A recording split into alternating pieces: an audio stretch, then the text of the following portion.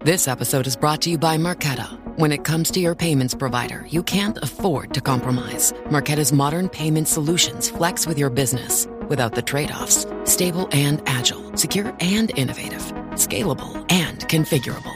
If they say you can't have it all, don't believe them. Your business demands more. Choose a payments provider that delivers more. Choose Marqeta. Visit marqeta.com/Spotify to learn more. This episode is brought to you by KPMG. Making an impact is how KPMG helps make the difference. KPMG applies advanced tools and strategic thinking to convert data into actionable knowledge and deliver value by improving performance through transformation, modernizing processes with technology, harnessing the power of data, navigating complex M&A transactions, and enhancing trust among stakeholders. Go to kpmg.us/advisory to learn more. KPMG. Make the difference. This episode is brought to you by LifeLock. It's Cybersecurity Awareness Month, and LifeLock has tips to protect your identity. Use strong passwords, set up multi-factor authentication, report phishing, and update the software on your devices. And for comprehensive identity protection, let LifeLock alert you to suspicious uses of your personal information. LifeLock also fixes identity theft, guaranteed or your money back. Stay smart, safe, and protected with a 30-day free trial at LifeLock.com/podcast. Terms apply. EVO. This series contains adult language and depictions of graphic violence. Listener discretion is advised. So, Jeff, you got any tattoos? Yeah, I only have 2, though, which by, today's standards.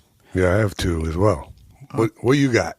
Well, the first one I got was this little pyramid on my forearm, and I got that in like 80, which was kind of a little bit before they started really becoming popular. But what's interesting is I found this guy named Cliff Raven, who tattoo people will know. Right. He's like this really big-time guy, and I got an appointment with him, and I got this tiny little line drawing of a pyramid. Right. It's kind of funny. When did you get your first one? Oh, and I was the young age of 44.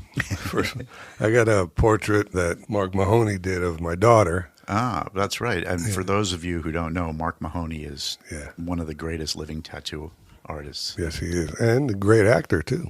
And a cool guy. Yeah. Really, great dresser as well. And then the other one, as original as it is, I got a mom tattoo. Well, you can't make fun of somebody for getting a mom tattoo. Yeah. And my wife and kid and my sister-in-law are pretty tattooed up. Not obscenely tattooed up, but they got, they each mean something, the tattoos they have, so that's good. Yeah, which is something that, this isn't a criticism, it's just an observation, but a lot of times people just get tattoos. Yeah. And there's not a whole lot of thought that goes behind them. By the way, did you know my other tattoo on my left arm was Mark also? Oh, no. Wow. Yeah. We've both been penned by Mark. Exactly. But today we're going to talk a little bit about tattoos and a little bit about skincare and what else? Well, today we're going to talk about something that you can leave your family when you die, but it might not be something they want.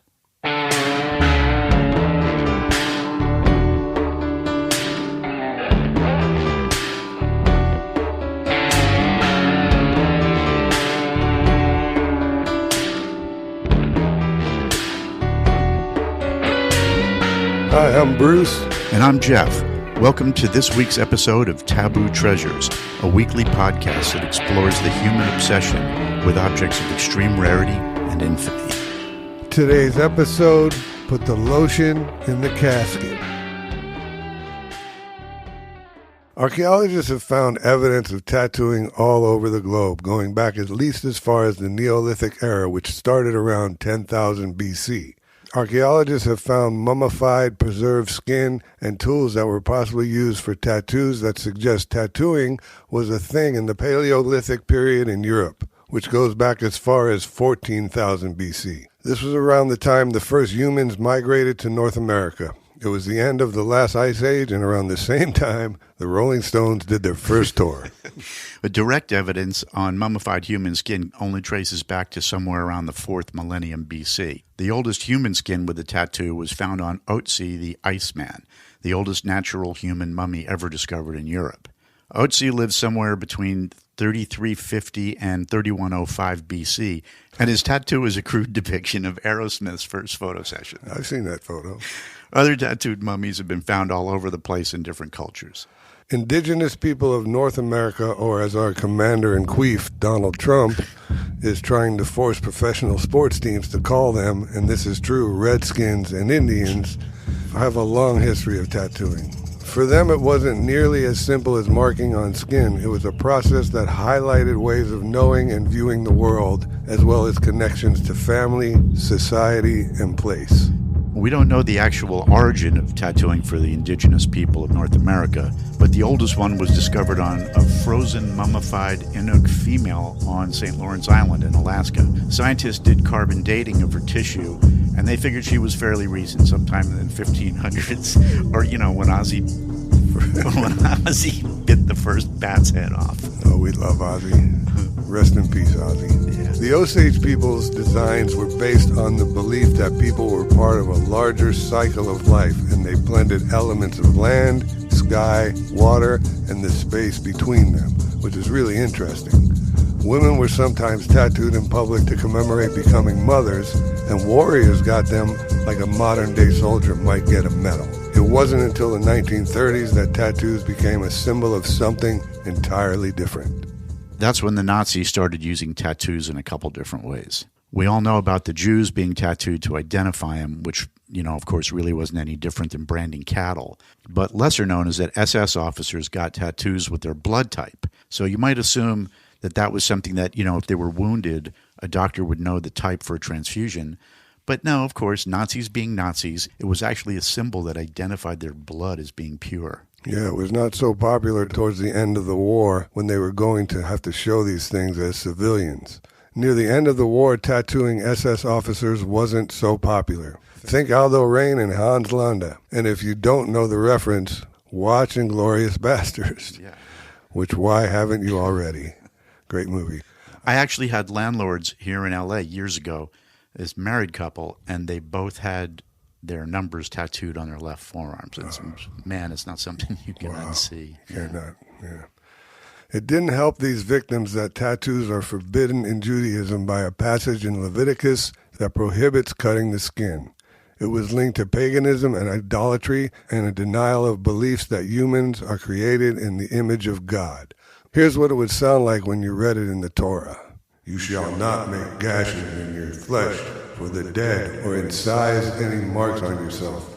I am the Lord. Sure thing, Lord. Makes perfect sense. It's also sometimes interpreted tattooing as a form of self-mutilation, which goes against the Jewish concept of respecting the body as a gift from God. I say respect for the body depends on the body, but anyway, in modern times, it's become more acceptable for Jews to get them. Is tattooing kosher? I'm not sure. There's one thing I always believed about Judaism and tattoos that I think a lot of us believe, and that's that someone with a tattoo can't be buried in a Jewish cemetery. Well, that turns out to be a complete bullshit myth, unlike the totally true myths like Noah's Ark and the Egyptian enslavement of the Jews that both definitely happened. We've gotten to a point where now we take tattooing so much for granted that even neck and face tattoos are popular. But there's been a long history of banning tattoos altogether. It's hard to believe when you think about it now, but tattoos were actually illegal in Manhattan from 1961 to 1997. Right. And then other cities and states banned them as well. There were a lot of different reasons for the bans, but the main one was concerned about the transmission of hepatitis, I guess it was hepatitis B, by unclean needles, but it wasn't necessarily a health thing. Yeah, in some places they were banned for religious reasons. How shocking. And of course it was a societal thing too. Not that long ago, tattoos were pretty taboo. Get it? Yeah. Sailors and outlaws had them, but polite society wasn't on board. But at the same time that tattoo artists started paying attention to the sanitation issues, body art was beginning to catch a hold. At this point, tattooing is illegal in every state for minors, but some will allow it with parental consent. In California, it's illegal under 18, period.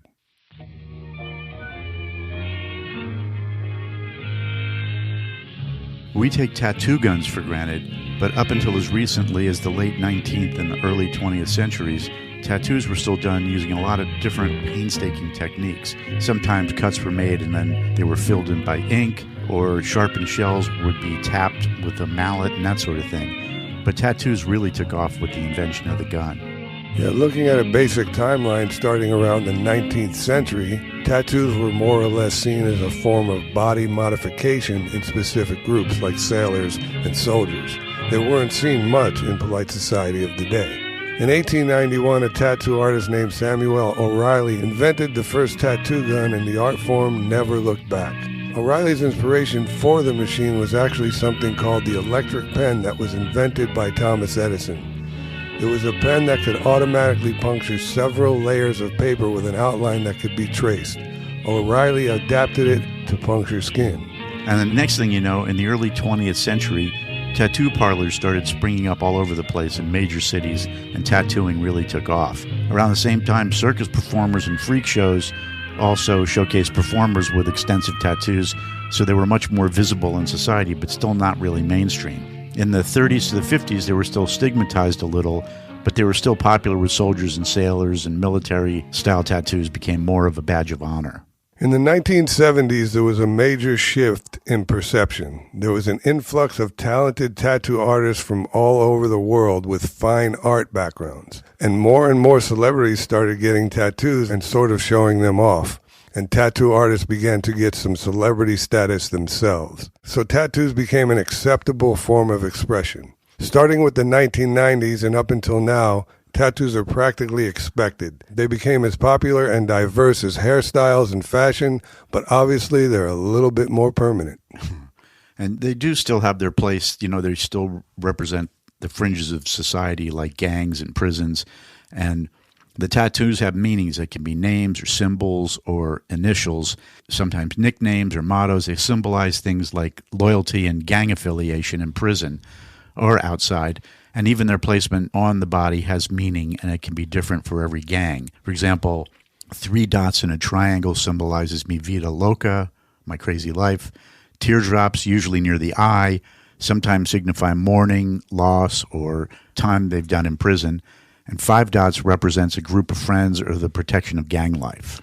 Yeah, and then there's the 5-point crowns that are a symbol of the Latin Kings Gang, and ACAB is an acronym for All Cops Are Bastards. 1488 is a neo-Nazi symbol combining the number 14, which is a reference to a white supremacist slogan, and number 8 corresponds with the letter H, so it's HH or Heil You-Know-Who. Spider webs are often done on elbows and other joints and can symbolize being trapped or doing time. At this point, tattooing has become so mainstream that there's even a whole bunch of tattoo reality shows. Yeah, there's a show called Ink Master that has been hosted by a few different people, including tattooed musicians Dave Navarro from Jane's Addiction and the Red Hot Chili Peppers, and Joel Madden, the lead vocalist from Good Charlotte. It's a competition show with challenges for skills, creativity, and technical ability. Yeah, and then LA Ink is another one of the same kind of shows. And this one's set in a shop called High Voltage Tattoo in LA. And it follows the lives of the artists as they create custom tattoos and all that. And this is the show that made Kat Von D a star. Yeah, but she's like out of the public eye now. Yeah, evidently she doesn't do tattoos anymore. She went off the reservation, not in a bad way. She just like split. I hope she made a ton of money. Yeah. And then, going down the list, there's Miami Ink. See if you can figure out which that one is. The same show, but in Miami. It's Miami. It's Ink CSI. And then there's the Black Ink Crew. We've never seen it, but from what we can tell, it's even more daytime soap opera-y than the others, getting into personal and professional lives and their conflicts and that sort of thing. And then there's Tattoo Nightmares, which this one sounds kind of the one I want to watch. Yeah. It features artists who specialize in covering up or fixing existing tattoos that their clients are unhappy with. I wonder how many eyebrows they've covered up. Maybe some lips, too? I don't know. I want to think about lips.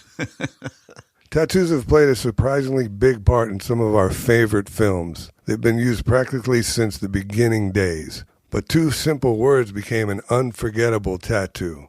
They were love and hate. Yeah, it was in the movie Night of the Hunter in 1955. And Robert Mitchum plays this really fucked up preacher with the word love tattooed on the knuckles of one hand and hate on the other. So now we've seen this tattoo a million times, and we kind of associate it with prison tattoos or gang tattoos, but it was really unusual and really chilling at the time, and it was a super important part of his character. The Illustrated Man was the first movie that was actually about tattoos. It was based on a Ray Bradbury short story science fiction collection called The Illustrated Man. Rod Steiger played the man in the movie. His body was covered head to toe in tattoos, and each one of the tattoos was like a window into different disturbing versions of the future. Really cool. Yeah, really creepy too. Yeah. And then there's one that really divided people. It's called Tattoo. It was made in 1981, and it's really got people split down the love-hate line, but it's definitely worth seeing. Bruce Dern, Bruce Dern, plays a religiously repressed tattoo artist. Religiously repressed. We've never talked about that. Anyway, yeah, so he gets a full-body tattoo in Japan, and someone hires him to do a fake wash-off tattoo for a photo shoot, but he falls for the model, and it just turns into a really fun erotic thriller. Yeah, it's hard to do it justice in the time we have, but it's incredibly dark, and it would never be released today without cutting half the movie because of the sex alone. In a word, Dern ends up doing some pretty unspeakable things to the model, Maud Adams, including chloroforming her and tattooing her for real while she's out. No intimacy coordinator. I know. In the finale, when he's finished with her body tattoo, he starts to rape her. But... we're laughing, wow. But it's a movie. We can laugh. It's a movie. But she gets a hand on the tattoo gun and kills him with it. And that's why we like the movie. And the Disney remake will only be 3 minutes long. In 2000, Christopher Nolan had his breakout movie Memento, which is about an insurance investigator with this condition called anterograde amnesia, which is a real thing. Yeah, it's like that movie with Drew Barrymore and Adam Sandler called 50 First Dates. You ever see it? No, you told me about it. It sounds really cool. She must have had that same thing. She has no memory of the day before. Right. She wakes up and it's a brand new day. Yeah, that's like Guy Pearce in Memento. He wakes up every day with no memory of the day before, so it's really cool. Before he goes to sleep every night, he takes Polaroids and makes notes, and he also tattoos his arm with important information so he can keep the investigation moving. It's very cool. So those are a few examples of tattoos in movies, but now we're going to get into our next section using movies that didn't feature tattoos. It features the canvas that they were done on, human skin.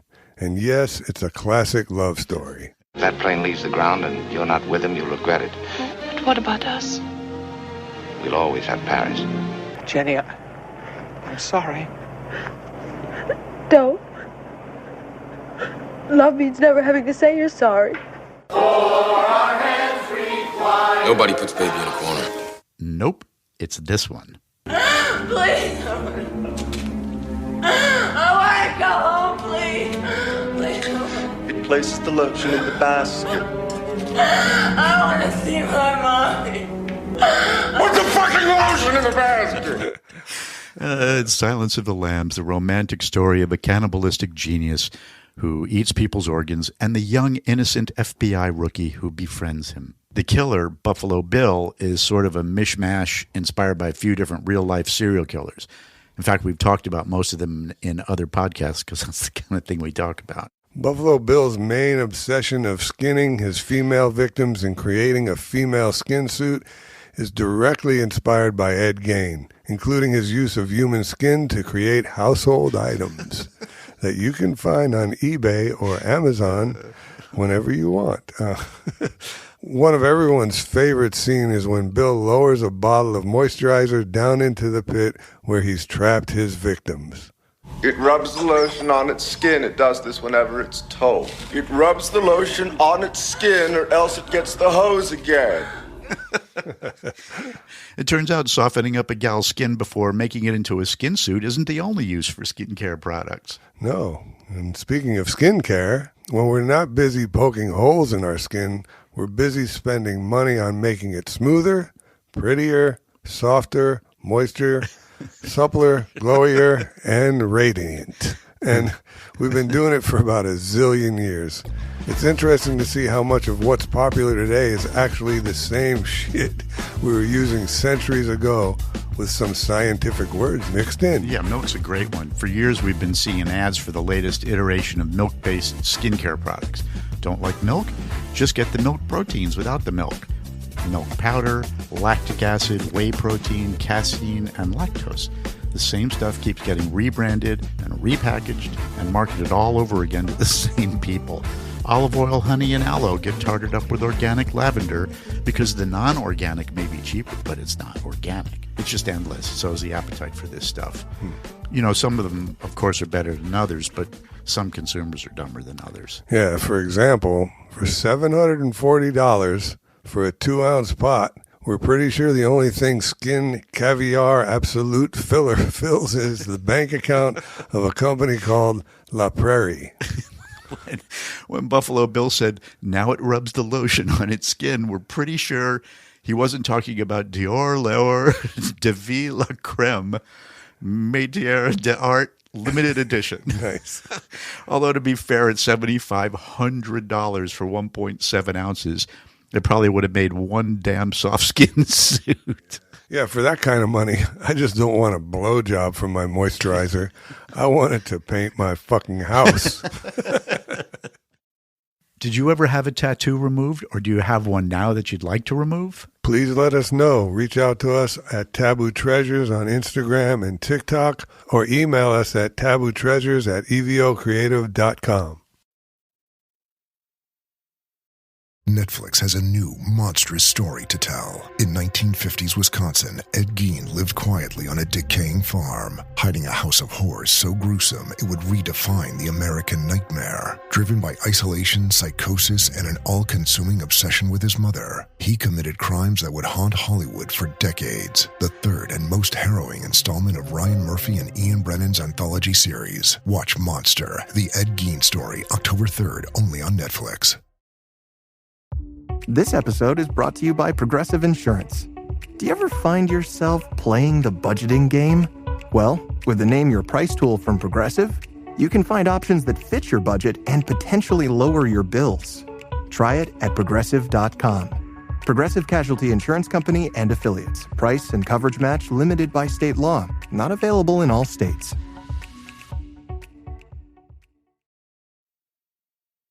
Okay, so now... sex tapes. Oh, what? Yeah, I know it doesn't sound like much of a segue, but stay with us. You'll see. Yeah, you'll see. All right, so everybody has to remember when Pamela Anderson and her husband at the time, Tommy Lee, whatever his last name, not Tommy Lee Jones. No, it was Tommy Lee from Motley Crue, yeah. From Motley Crue Band. Crue Band. got their sex tape stolen out of their fucking safe that was open, and the next thing it was everywhere. But this is, you kids got to remember, this is before the internet. Yeah. So it was VHS tapes, and they were being bootlegged by a guy who got, actually, didn't that guy get busted? I don't know if he got busted. There was mob involved. There's a whole movie about it, but. And it was, there'd never been anything like that before, and it was really...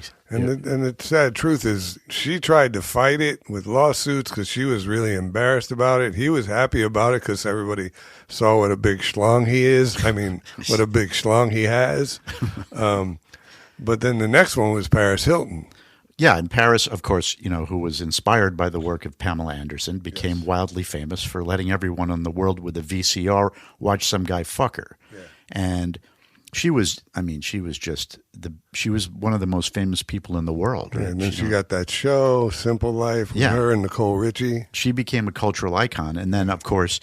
The Queen. Yeah, she in turn inspired... The Queen. The Queen. Kim Kardashian. Yeah, who also let everyone in the world with the VCR watch a guy fuck her. Yeah, and these two, they didn't fight the fact that this tape came out. They just was like, their mom's kind of a super evil genius. Yeah, but and again, like you say, this is the first time where someone embraced something that should have been absolutely mortifying to them and used it to proudly launch their careers as people who were famous for being famous. Speaking of famous for being famous, I remember when I moved out here in '84, so you were here a little longer. I remember seeing these billboards of this platinum blonde, kind of hot-looking lady with big tits in a pink Corvette. Yeah, completely unrealistic, but somehow just so cool. And, she was sort of a 50s, 60s looking thing with the big hair. Yeah, her name was Angeline. Yep. Yeah. And she was the first person to truly be, not only to be famous for being famous, but that's what she wanted. Yeah, yeah. She wasn't trying to be an actor or a singer. She just wanted to be famous. She would just show up like at a club outside, and she'd be in her pink Corvette, and everybody'd run over to see her. Yeah, and she was really beloved. She was a real fixture, and she's still around. I think I haven't seen her in a while. No, yeah. But every once in a while, you will hear about. She's 74, and she's still killing it out there. And what was it? She was either engaged or married to a guy that had money to buy the billboards. Yeah, her husband just supported her career of trying to be famous, and it wasn't like she was using the guy. They had a, it was. I think there's a movie, that she's in. Oh, there's a movie that I had, and I wish I could find it, but it was a VHS tape that I bought from somebody. I was in a restaurant, and a guy came up to me who had a bag of these things, and you first asked him, "You got the Pamela Lee fuck tape?" This was way before that. Oh, shit. And I bought this VHS tape off him for like $10, and it's a documentary about Angeline. Oh, cool. And if anybody out there knows what I'm talking about, please get in touch with us, because this was the coolest, weirdest. It's actually dark in an artistic way. Oh, right. Cool. Oh, it's so great. Yeah, if anybody out there knows what I'm talking about, let us know. And now, before we get into the gross stuff, we'll talk a little bit about cosmetic tattoos. Just kidding. This is really gross. One ad for cosmetic tattoos promises to give you the power of self-confidence and self-expression without being chained to a makeup bag. I've never seen a woman actually chained to a makeup bag. Well, they do chain themselves to their makeup bags. But anyway, we figure most women already know about a lot of these cosmetic tattoos. So this one's for the guys, so they'll know how to buy honey something more permanent than flowers for Valentine's Day. Yeah. As we talk about these things, think about how you'd feel to get them done. And think about how you'd feel 10 minutes later after you spent a shitload of money and you change your mind, because they're permanent.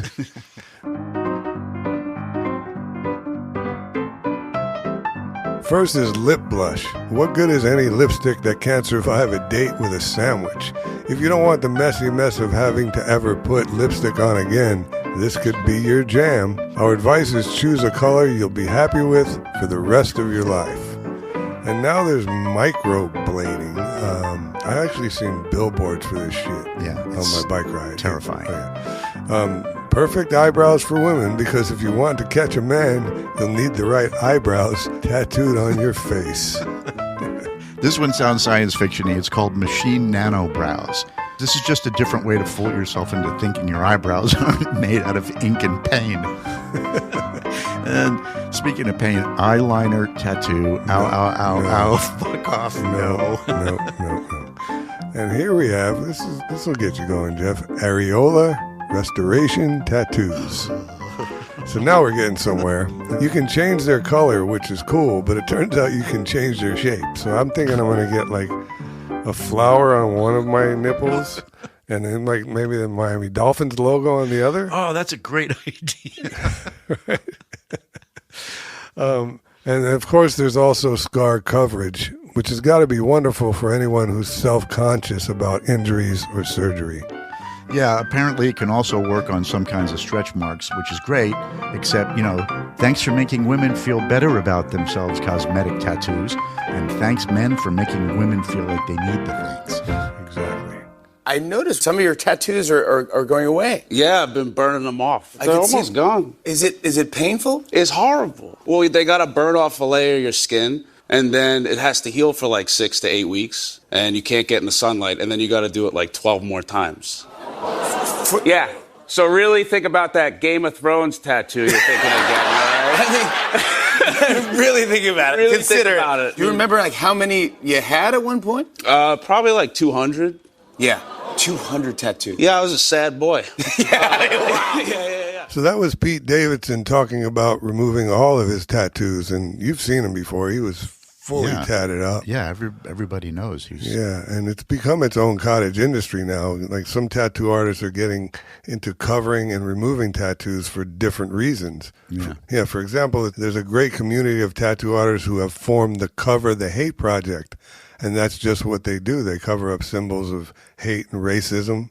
Yeah, and it's fantastic because, somebody has all this stuff tattooed on them, especially the really racist stuff, and they change. They want to move on with their lives, and it's really hard to do that with some of these tattoos. And so these artists are just amazing, and they actually, instead of creating tattoos, they're covering them up, and it's helping lots of people move forward with their lives. So here's a clip of some people actually talking about getting them removed and why. All my tattoos symbolize something about me. And the 2 tattoos on my arms do not symbolize anything about me. It's definitely holding me back. It's preventing me from getting into a nursing career. It's preventing me from working with the fire department. I've made millions of mistakes in my life, and this is by far the worst mistake that I've made. I got the tattoo a couple weeks after I turned 18. I had a boyfriend that I was trying to impress, which was not a good idea, especially if you don't know the meaning of it. As I got older, I realized that it definitely has a meaning, and a lot of people use it to spread hate. When you're walking around with something that symbolizes hate or racism, nobody can heal. So now we're going to talk a little bit about the most expensive tattoo artist. We spoke about her before, Kat Von D, who was really famous at the time, but she was only getting $200 an hour. Yeah, it really is surprising because of her celebrity. Surprising. And she was good. Yeah, she's great. And then there's a guy by the name of Paul Booth, another artist with high rates. He can charge up to $400 an hour. And then there's a Brooklyn-based artist named Eva Karabudek who specializes in landscapes, and she charges about $600 an hour. Now it gets stupid. There's somebody named Bang Bang who, I guess if you're into this stuff, is really one of the big deals. And he charges $400 per hour, but for a full piece, he can charge up to $50,000. Wow. Okay. And then Anil Gupta, I think is his name, known for really intricate ones and attention to detail, gets $450 an hour, and his larger ones can be $20,000. But there's a guy named Wim Ganga, and I'm sorry, fuck you, anybody who gets a tattoo from this guy. He charges $100,000 for a one-day session. And a lot of people, famous celebrities have his tattoos, but I'm sorry, fuck you. That's crazy. And now we're going to get on to the most expensive tattoos. Yeah, the most expensive one that we could find was created by a famous tattoo artist named Yair Shemansky. So technically, maybe you could call it a tattoo, but it was basically 612 diamonds glued onto a model's body. How much was it? Oh, so it was not 900,000, 950,000, but it was 924,000. I'd love to know how they came up with that price. It was basically based on the price of the tattoos. I mean, the diamonds. Diamonds, yeah. So it was temporary, yeah? Yeah, it's just bullshit. Ed Sheeran paid a high price for his lion chest tattoo done by the famous tattoo artist who we spoke about before, Bang Bang. But this one only cost $50,000, so I guess Bang Bang gave him a discount for the day. Come on, Ed. I like Ed. He's such a good songwriter. Yeah, I like Ed. He was great in the Yesterday movie. Oh, yeah. And then there's temporary gold tattoos, which is kind of self-explanatory. Some luxury enthusiasts opt for a temporary gold tattoo using 24-karat gold leaves. The average price of these tattoos can reach $55,000, depending on the amount of gold used. Yeah, and then they wipe it off. They wash their hands. Wash it off. Oh, my God. There's a henna tattoo that was done for a Saudi Arabian princess. Oh, makes sense. Don't know her name, but what a great title. It was 2008, and she commissioned a golden diamond henna tattoo for a wedding, and apparently it was something like $260,000. And it was done by another famous guy who's known for detail and celebrities, shockingly, a guy named Scott Campbell.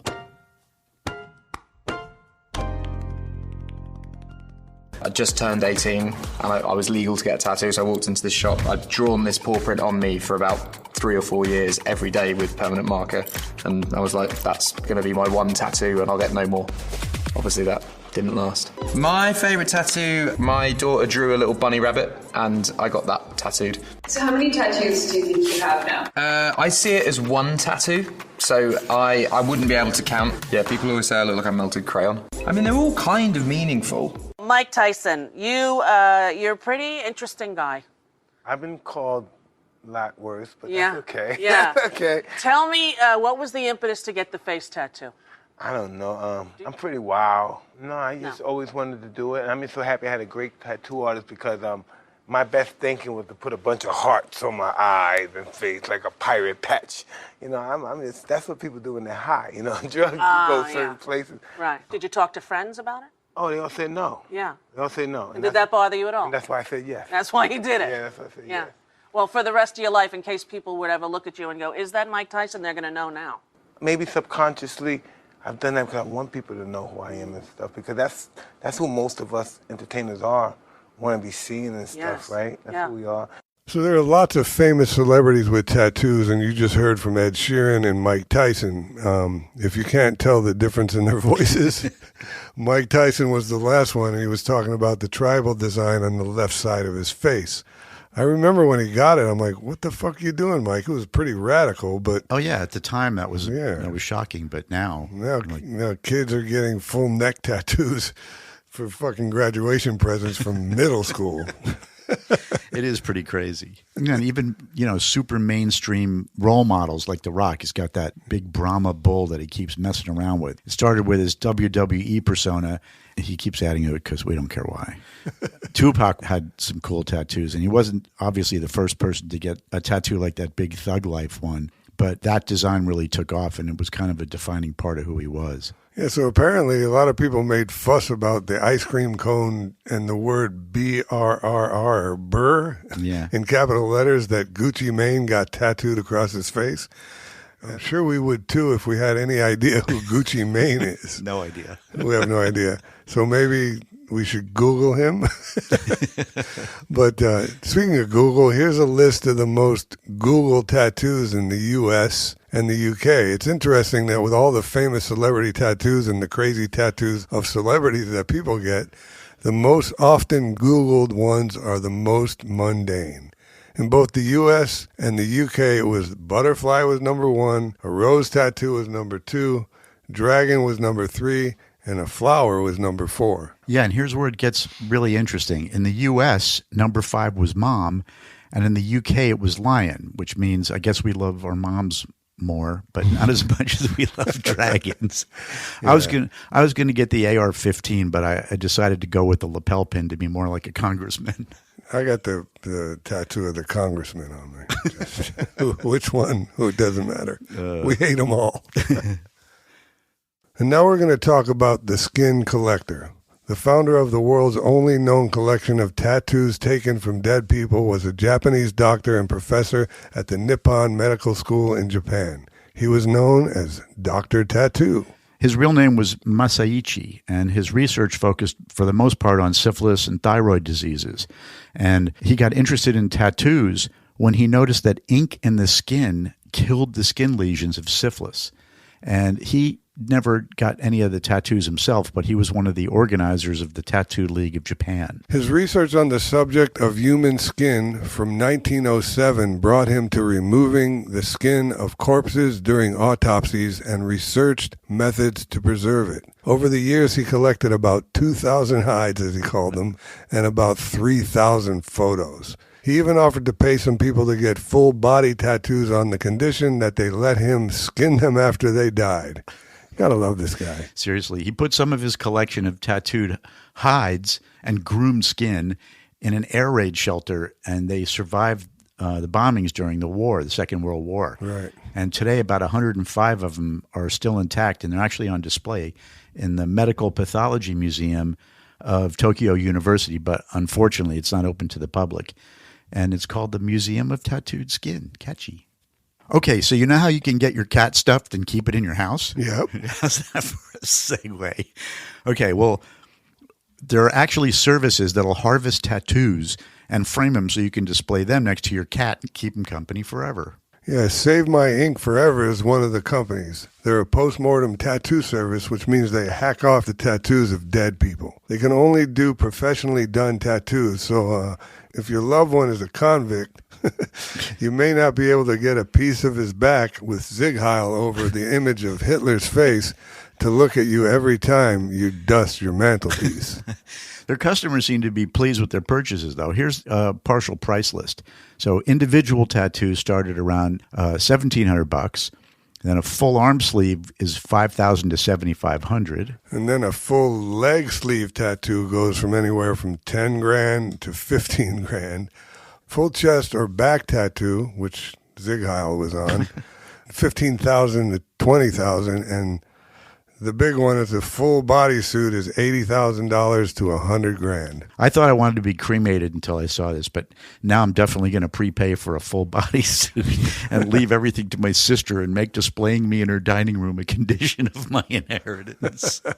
So skin collecting is not something I thought of ever doing, and I don't think I would do it now. And I'm not sure if anyone in our audience would like to have that done, but it can be done, and I guess the real question is, what kind of a person would leave their tattooed skin to someone, and what kind of a person would put someone's tattooed skin on display?